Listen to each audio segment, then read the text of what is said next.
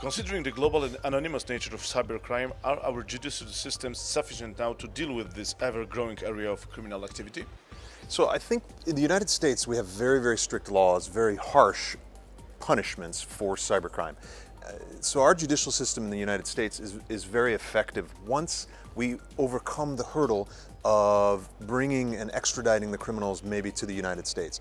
What I've learned through my international cooperations is that a lot of the judicial systems in Europe, especially the former Yugoslavian nations and the emerging countries that are sort of now just trying to figure this out, it's that their judicial systems are the opposite, and they're not strict enough. They're not, the punishments are not severe enough. They don't seize or forfeit assets and take away the incentive for the criminals to continue to do this work. So one thing that the United States government would like to see is stricter punishment, stricter laws here in Europe to be able to combat these cyber criminals. What recommendation would you suggest not only thwart cybercrime but also ensure that those engaged in it are properly prosecuted? I think there's two things to consider. Number one is that the cooperation between the United States law enforcement and the foreign governments that we use out in Europe needs to be enhanced. It needs to be strengthened.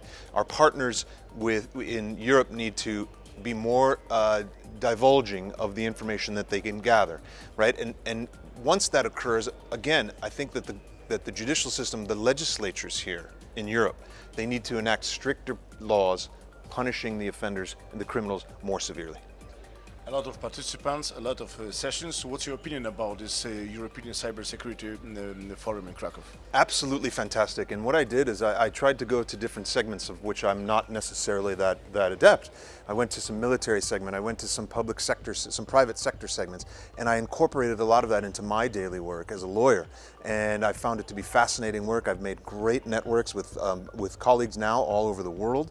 And I think that one of the things that we coming away with this is some strengthening the awareness of cybercrime to the general public, because I think that's such an important component, is to make the public more aware of what is going on and what they can do to prevent it.